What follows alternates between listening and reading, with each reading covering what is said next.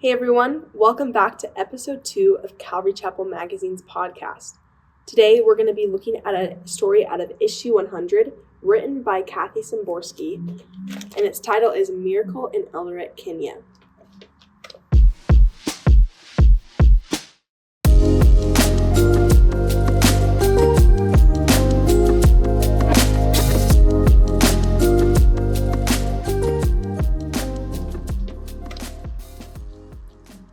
Robbers invaded Josh and Kelsey Lawrence's home late one night after throwing in canisters of sleeping gas. The next morning, emerging from a foggy sleep, Josh discovered muddy boot prints on the floor where the intruders walked, even among the children's beds. Rumors abounded that the robbers were using gas and injecting homeowners with the AIDS virus. Alarmed, Josh quickly checked to see that no one had been harmed. The young missionaries had been warned that Kenya would be dangerous, but they were committed to obeying God and serving the people in the city of Eldoret. I sought the Lord, and he heard me, and delivered me from all my fears. Psalm 34:4. Fear arose, but the Lawrences were determined to remain with their fledgling Calvary Chapel Eldoret congregation. Prevailing through a childhood wrought with abuse, alcoholism, and drugs, Josh's will had been steeled for such a time as this. Kelsey, however, admitted, "I was an emotional wreck. Growing up, her father was a pastor, and she remembered when there would be no money for food or the house payment. Her mother would gather children for prayer. They taught us not to quit," Kelsey recounted. "You obey and trust God for the scary." Responding to the call. Sent out from Calvary Chapel Bangor in Orrington, Maine, Josh and Kelsey arrived in Eldoret in 2011, not yet a year into their marriage, and Kelsey 4 months pregnant with their first child. Skeptical comments cast doubt on their ministry. They are too young. They won't stay when it gets difficult. The Kenyans' continued thievery will cause Josh and Kelsey to distrust and potentially despise the ones they came to love in Jesus' name. And line by line, verse by verse Bible teaching is too boring to compete with African Pentecostal services. Prior to the mission field, Josh experienced the life-changing power of Jesus Christ. After 6 years of addiction, arrests, and homelessness, Josh overcame his addictions through the ministry of Teen Challenge, where he heard Ken Graves, pastor of Calvary Chapel Bangor, speak. It was then that Josh knew he needed to attend the Calvary Chapel School of Ministry, an outreach of Calvary Chapel Bangor. Kelsey met Josh in 2008 at Calvary Chapel Bangor after she returned from Calvary Chapel Bible College, Europe in Vita, Hungary. Her childhood was completely different from Josh's, but as a pastor's child, she learned to trust God through many trials. When Josh proposed marriage, he informed her, "I'm moving to Africa. Don't say yes unless you are willing to go with me." Kelsey said she didn't hesitate. Trusting God's grace to make sufficient and lasting change in Josh's life, she said, "Yes, I will go." For the gospel's sake. The constant threat to Josh's life was a challenge for Kelsey. As soon as he began preaching in Eldoret, he had narrowly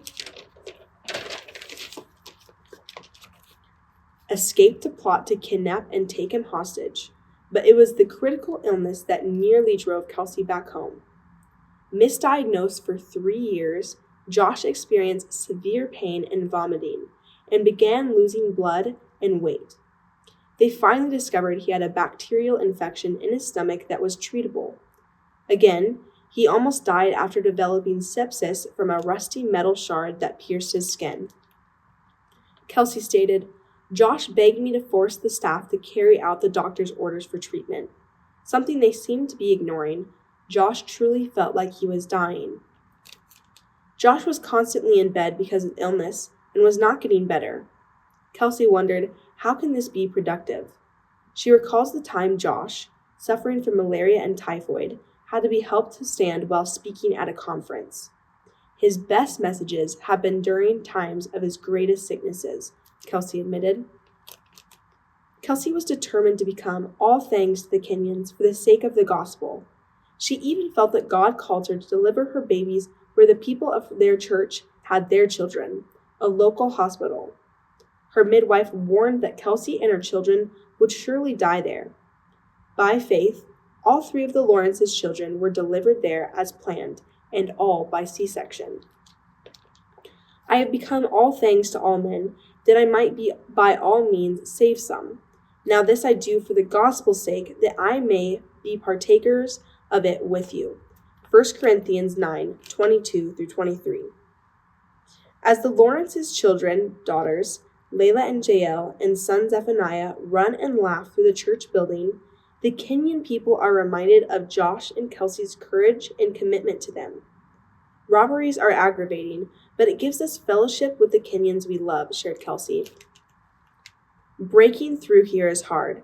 Becoming one of them through being robbed and having babies in their hospital has aided in our efforts. The American church seems to believe that safety is godly and danger is ungodly, but nothing could be farther from the truth in a true disciple's life. Esteeming this fellowship, Kelsey's heart broke over the women and young girls who have experienced brutal acts of abuse and rape, some pregnant as a result.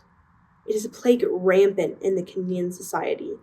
Shamed into silence, these victims are left rejected and humiliated, while the rapists, some being religious leaders, are protected and walk free. To help restore their dignity and offer healing in Christ, the Lawrences have taken some of these women into their homes, using their marriage as an illustration of God's love. We want to create a culture of marriage here at Calvary Chapel Eldoret, Josh announced. Marriage is discouraged among young Kenyans, and there remains a cultural taboo prohibiting men from marrying single mothers. Josh sees this changing. We are witnessing brave young people standing against these cultural prohibitions and getting married. Men are becoming fathers to the fatherless. Victory on the spiritual battlefield. Eldoret is replete with false teachers wooing crowds with the prosperity gospel. Unemployment, crime, and corruption have led to the oppression of the poor, making them easy targets. Seeking a better life of wealth and prosperous living, they give of their meager income, even their children's school fees, in hope of receiving God's blessing. Instead, it's the older, flashy African preachers who prosper while the people suffer. When Josh arrived in Eldoret, he exposed this heresy head-on. As he preached the truth, the rulers of the darkness of this age were inflamed.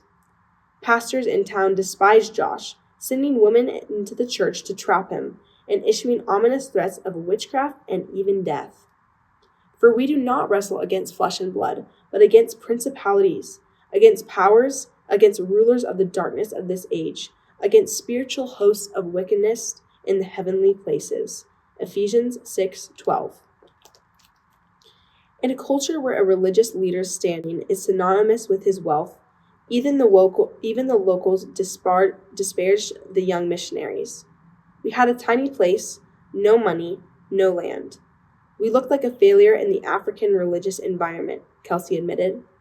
Kenyans wouldn't come to our church because we were violating so many cultural norms about ministry. In a small room with unstable flooring, Josh taught only 3 people in his first church service on February 13th of 2011. For several months, the Lawrence family lived on a $200 a month budget, and Josh, in a move almost unheard of for a pastor, traveled around town on a motorbike, guitar strapped on the back. His small congregation eventually grew to 15. In 2016, with a congregation of 60 people, God gave Josh a vision for a building that would hold 800 people. Frank Mudave, a deacon at Calvary Chapel Eldoret, lived with the Lawrences for 3 years and has been part of the ministry since the first Bible study. He remembers the early years of ministry, wondering if the church would fail. He was teaching against the prosperity message, calling preachers by name, Frank revealed. This doesn't take place in Kenya, but the more he taught, the more people liked it. If they would disagree, he just kept teaching line by line. The people just kept multiplying. Witnessing Josh's courage firsthand, Joseph Okoth, finance and care pastor at Calvary Chapel Eldoret, recalls a large meeting where Josh was invited to speak, unaware that there would also be prosperity teachers. The speaker prior to Josh told the audience that if they didn't have at least 1,000 shillings, which is about $7.50 in U.S. money, they were worshiping in a metal building and not giving funds to their pastor. They were shaming Jesus, Joseph iterated. Standing in the pulpit, Josh boldly told the crowd that was a lie and began teaching biblical truth. He even threw his wallet against the wall, declaring, "God is not after your money." Joseph marveled. I knew Josh was going to correct him, but not toss a bomb. Trusting God in tragedy. It was a great trauma, even greater than being gassed and robbed, revealed Josh, describing his reoccurring nightmare after his youngest child drowned. While home on furlough from Kenya, when Jael was 10 months old, her older sister Layla saw her in the kiddie pool and alerted her mom. Kelsey sprinted to Jael, who was unresponsive. Josh started CPR, and they raced to the hospital. Jael's eyes were rolled back in her head, and she was having seizures in Kelsey's arms, Josh recalled. As he and Kelsey prayed over Jael, the doctors eventually gave up and quit treating her. Seeing Josh and Kelsey praying, refusing to give up, the medical team made the decision to send Jael to a higher level of care, Children's Hospital, expecting severe brain damage if she even survived. Kelsey and Josh continued to pray as they traveled with Jael. Before arriving, however, Jael's eyes suddenly popped open and she immediately snapped out of her comatose state. After a thorough exam, she was released in perfect health. After the shock passed, I found myself being thankful this happened while we were in the U.S., Kelsey expressed. It reminded us that those worried about our children's safety, that tragedy could strike in any location. The most important thing is trusting God in every location and in every situation.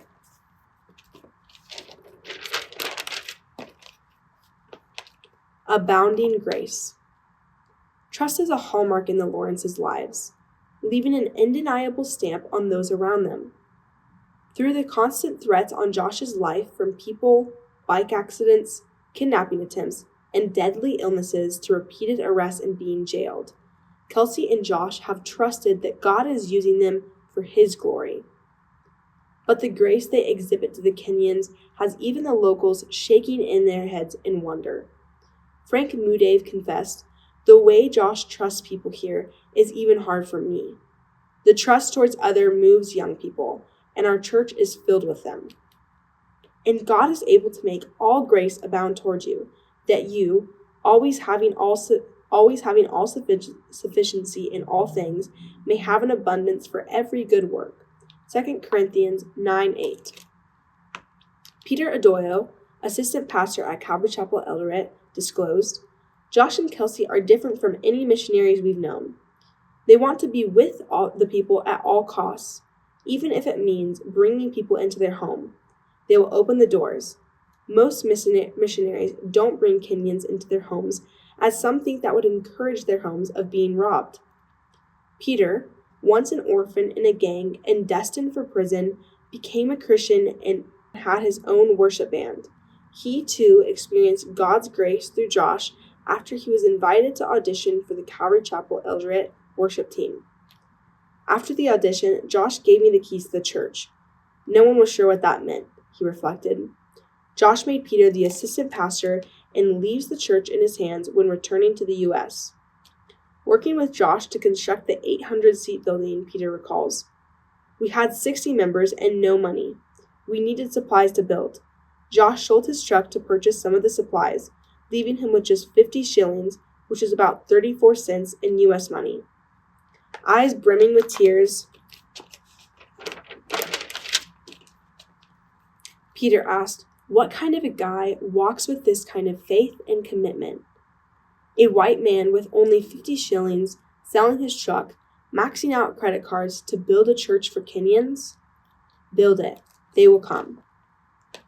The worship at Calvary Chapel Eldoret is studio quality, but it came at a cost. Attempting to teach the worship team how to play instruments he never played, Josh was frustrated with the slow progress they were making. He proposed a new approach. They would all practice 8 hours 1 day a week for 6 months. For their Christmas special, they practiced 3 days a week, almost 5 hours each day for 10 weeks, perfecting 10 songs. "I didn't fall into a goldmine of musical talent," Josh admitted. "We went through excruciating, painful hours of practice." Josh's vision came to fruition. The church building was finally complete on January 7th of 2024. After 12 years of ministry, their celebration service had over 1,000 people in attendance. The service was filled with young people and families, a gathering of diverse, racial, national, and cultural backgrounds celebrating what God has done through simply teaching the Bible. With 3 packed morning services, Calvary Chapel Eldoret has already outgrown the current facility, and they are seeking property to build a bigger building. As part of their outreach to the least of these, they are also building 7 orphan homes, a school, and a massive library on land donated to them through Samaritan's Purse to minister to the children who have been abandoned.